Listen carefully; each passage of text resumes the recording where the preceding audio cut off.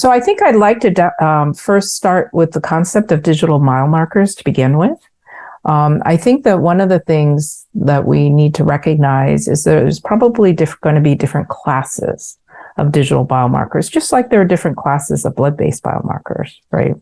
And I think if we sort of think about it in that way. So I think that there are digital biomarkers today that represent surrogate measures of what we're doing with other ways. So for instance, for cognitive assessments, we have standard paper pencil neuropsychological tests. There's been translation of that into digital formats in which you can capture it online on your smartphone, tablet, computer, etc., right?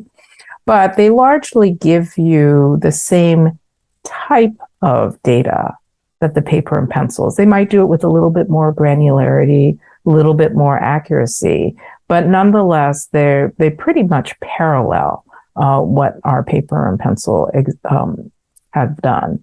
Then you have sort of other kinds of digital measures that are a little bit more biologically based or are risk factors related to AD. So if we think, for instance, measuring blood pressure on a continuous basis, that could be considered an AD-based digital biomarker, right? Risk factor biomarker.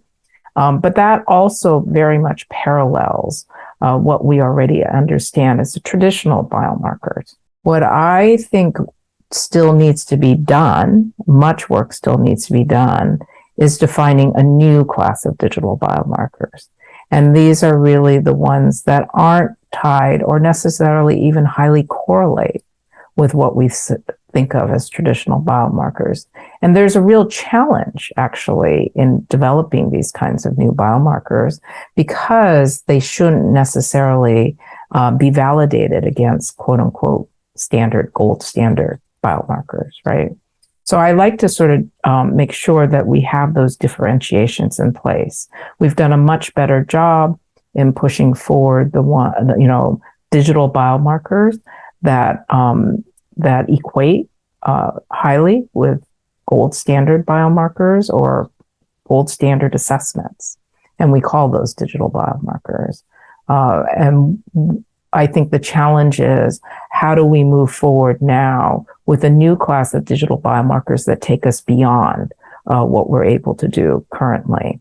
And that's sort of something that I've focused a lot. And that's what I'm hoping that the work of the Davos Initiative, along with other efforts, not just us, we need sort of the world coming together on this and working together on this in order to figure out ways to define these new classes of biomarkers and to then validate them and move them into a new era of gold standards.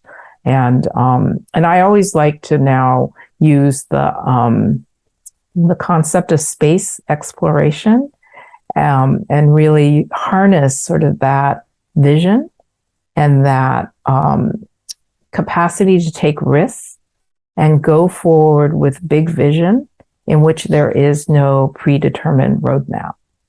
So if we think about every time we set our sights beyond Earth's boundaries, we don't have manuals or peer-reviewed manuscripts or, anything to go by. All we have is the objective.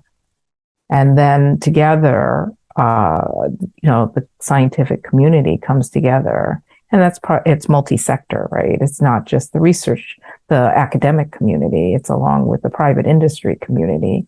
And together they build toward that reality.